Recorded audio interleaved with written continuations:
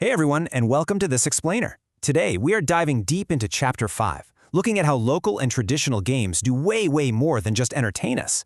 You know, we usually think of childhood games as just, well, a way to burn off some of that endless extra energy.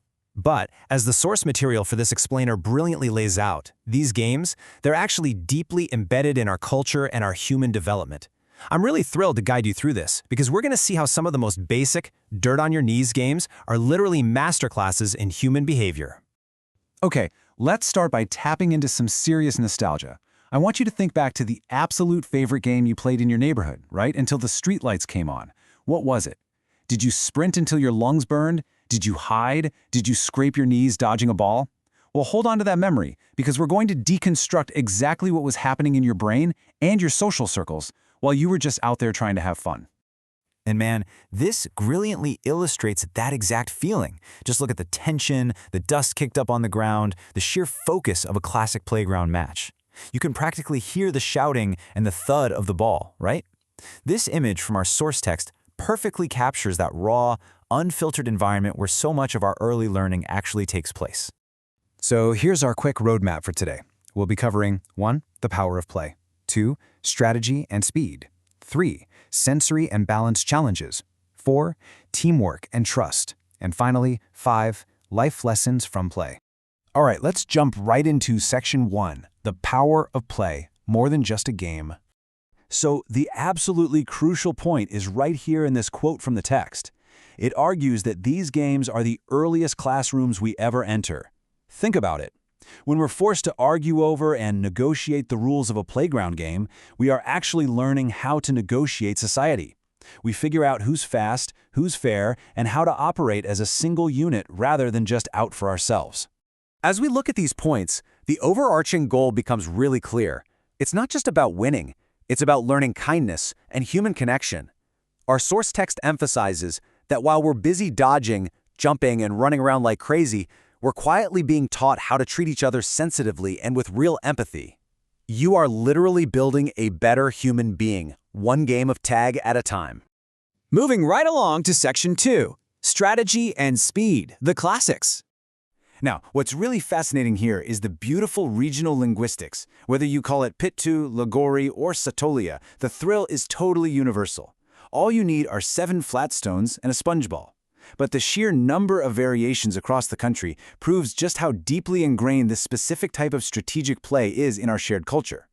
At its core, this game is all about opposing forces. The throwers need pinpoint precision and a lot of nerve to knock down and rebuild that tower. Meanwhile, the defenders, they need lightning-fast reflexes to catch the ball or tag their opponents. It creates this perfect, high-stakes balance on the field where roles can reverse in a split second. Let's break down the mechanics step by step to see how this beautiful chaos actually unfolds on the field.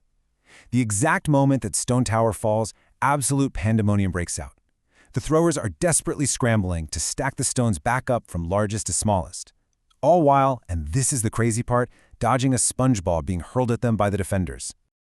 You can see the intense focus right here. The thrower is bravely attempting to rebuild the tower without getting tagged. The teamwork required for this is just incredible. Someone essentially has to step up, act as a decoy, and take one for the team while another player carefully stacks the stones.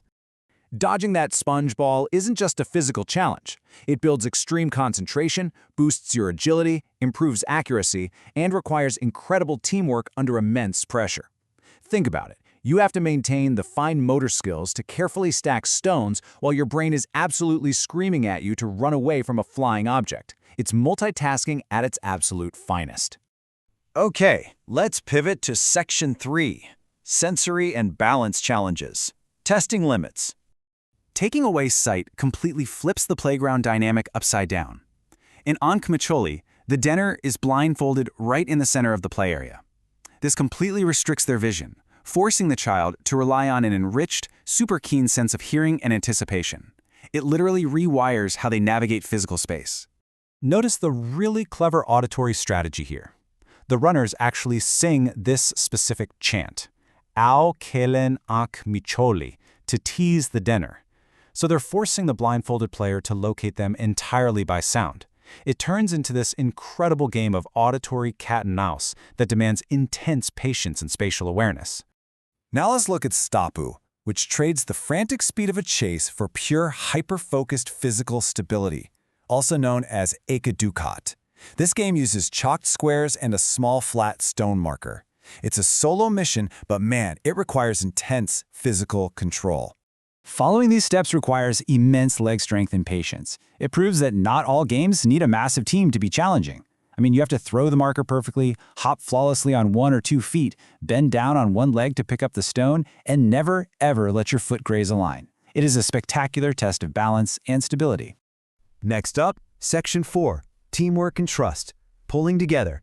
Here, the water is dangerous and the bank is safe. In Kumir Denga, runners dash through designated water zones while dodging the crocodile player. It's brilliantly simple, but it's teaching kids all about boundaries, calculated risk-taking, and the lightning-quick reaction times needed to survive a leap into the deep end, especially when there's an imaginary crocodile snapping at your heels.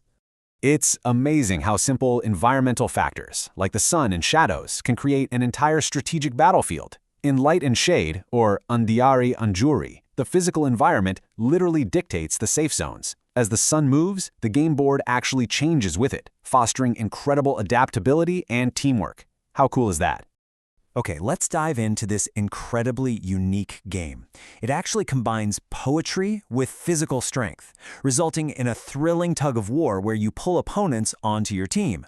Teams literally chant poetic verses at each other, like "We walk on the road of flowers," and then engage in a one-on-one battle of strength across the center line.